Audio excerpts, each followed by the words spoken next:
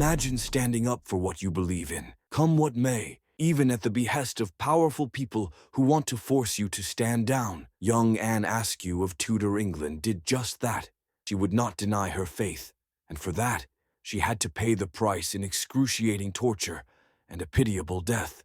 Today we shall look into an astounding story of faith and resilience that is her legacy, which still continues to inspire. Anne Askew was born in 1521 to a respectable family in Lincolnshire, England. She grew up during one of the most tumultuous times in history. Due to Henry VIII, England had broken ties with the Catholic Church, and now religious convictions were always on edge. From a tender age, Anne was different. She questioned everything taught her, particularly Catholic doctrines, and devoured reading her Bible to understand it for herself. That was rare in her time for a woman, but she did not let that get in the way. Anne's life took a turn for the worse when she was married off to the ardent Catholic Thomas Kyme.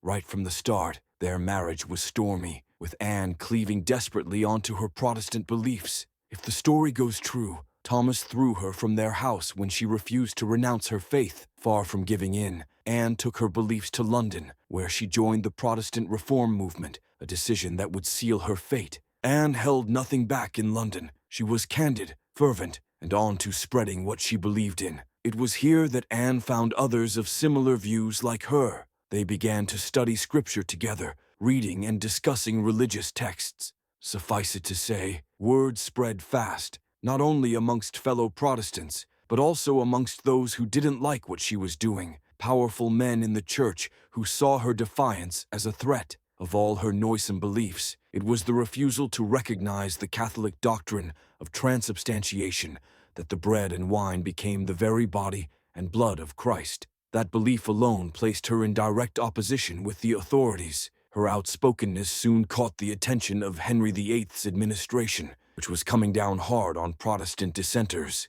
It was rare and dangerous for women at that time to voice religious opinions in public. Anne was arrested in 1545 and interrogated about her beliefs. Under threat, Anne did not back down. She openly defended her views and made no apologies for speaking her mind. The Lord Chancellor, Thomas Wriothesley, assisted by Richard Rich, zealously guarded Catholic dogma and found Anne a pawn through whom he could expose others holding Protestant sentiments. Some of these holding such sentiments were known to be acquainted with Queen Catherine Parr, who was similarly disposed toward Protestantism. Anne was brought in several times by the authorities for questioning. No matter, however, how intense the interrogation became, she never disclosed her fellow reformers' names. She would not turn anybody in and held on to her faith with great bravery.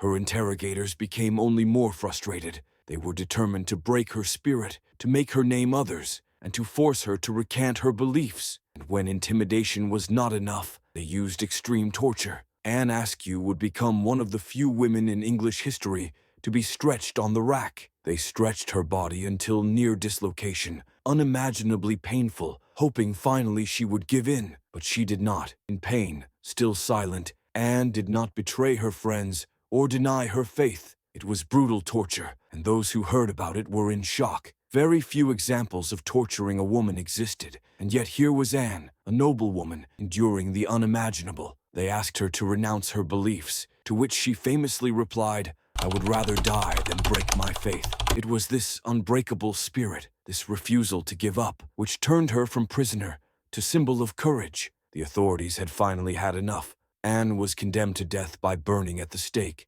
In her execution in Smithfield on July 16, 1546, she was carried there because she was too weak to walk after the torture. When bound to the stake, Anne showed no fear. Her faith remained strong as ever. As the rising flames engulfed her, she met her tragic end. But this was not the end of Anne Askew's story. News of her execution spread far and wide, and she immediately became a symbol of resistance, a powerful inspiration to those who shared her beliefs. Anne's execution shook England to its very foundations. To the minority Protestant population, she was a martyr, one who would ultimately give her life for her faith. Her memory was then enshrined in John Foxe's Book of Martyrs, so that it may live on to inspire countless generations. Thus, Anne had become a heroine of the Reformation. Her trial and execution, the proof of her fortitude and devotion, which became hallmarks of the Reformation. Over time, Anne Askew has been reconsidered by a number of historians as a kind of trailblazer, not just in matters of religious freedom, but in those of a woman who urged beyond the constraints of her time, and her story has gone on to inspire countless people to believe in the right to think and speak freely, no matter the cost. Anne Askew's life stands to remind one that the courage of a person in the face of persecution can have resonating ramifications throughout the centuries. Anne Askew's is a story of bravery, resilience, and sacrifice. What do you think? Do you believe you could have borne the pressures placed upon Anne, or would you have found another route to take? Let us know in the comments section below. And if you are interested in the thrilling stories of historical figures who altered history with their heroism, do not miss any videos by hitting that subscription button right now. We'll keep discovering more exciting and unforgettable moments together through the ages.